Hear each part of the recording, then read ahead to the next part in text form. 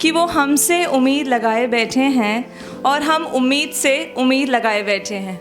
वो हमसे उम्मीद लगाए बैठे हैं और हम उम्मीद से उम्मीद लगाए बैठे हैं। ये उम्मीद और किस्मत का खेल है। ये उम्मीद और किस्मत का खेल है। वो हमसे और हम किसी और से लगाए बैठे हैं। तो अब ऐसा है कि एक्सपेक्टेशंस, मेरी मदर ने भी मुझसे एक्सपेक्ट किया था कि मैं एक सर्टेन एग्ज़ाम क्लियर कर लूँ। सबको पता है इंडिया में गवर्नमेंट जॉब फर्स्ट प्रायोरिटी, हो जाए तो और नहीं हो तो मेरा एग्ज़ाम क्लियर नहीं हुआ।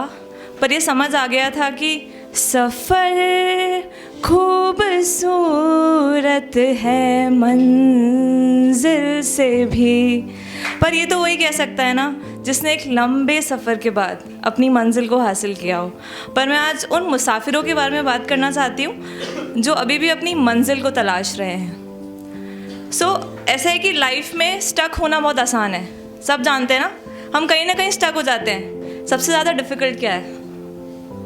आगे बढ़ना, मूव ऑन करना सबसे ज़्यादा डिफ़िकल्ट है। तो उसी पर लिखा है, ए मुसाफिर पाना चाहता है असल में मंजिल, तो हो जा रूबरू खुद से एक बार। पाना चाहता है असल में मंजिल, तो हो जा रूबरू खुद से एक बार। ये इत्तेफाक बार बार नहीं होगा, ये इत्तेफाक बार बार नहीं होगा, खुदा यूं ही मेहरबान नहीं होगा।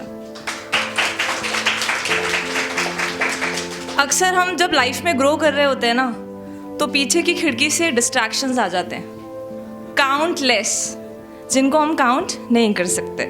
तो सेम चीज़ मेरे साथ भी हुई थी। और जब डिस्ट्रैक्शंस होते हैं तो हम क्या कर रहे होते हैं?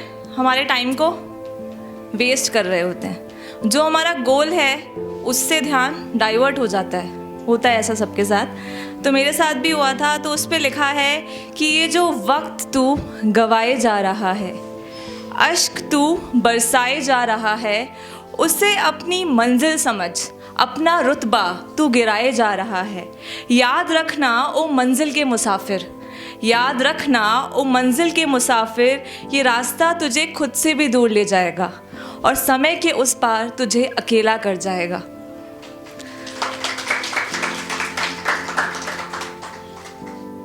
ओके, तो अभी ऐसे है कि ठीक है, चलिए अब एक फेज़ और आता है लाइफ में जब हमें क्या लगता है कि हमारी एक लव स्टोरी होनी चाहिए। अब बिल्कुल मैं डिस्ट्रैक्शन वाली ट्रैक पे आ गई हूँ। तो जहाँ पे हमें लगता है कि हमारी एक लव स्टोरी होनी चाहिए, लेकिन आप मुझे बताइए कि क्या ज़िंदगी करण जौहर की फिल्मों की तरह होती है? हवाएं चलती है क्या? दुपट्टा जाता है क्या? सामने वाला तहजीब से आकर लौटाता है क्या? नहीं। तो इट डजंट हैपन। तो मुझे लगता था कि लव स्टोरीज़ क्रिएट की जाती है, बट मैं गलत थी।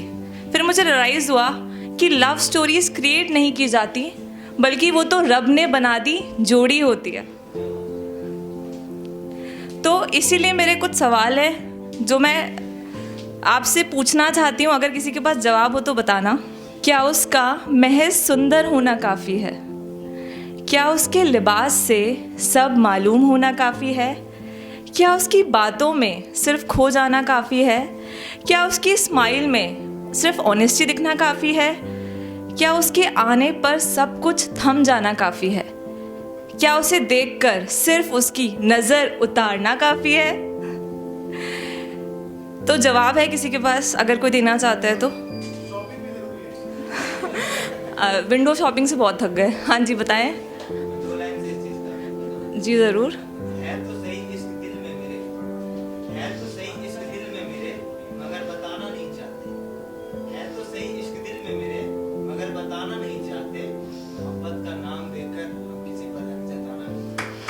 वाह वाह वाह वाह।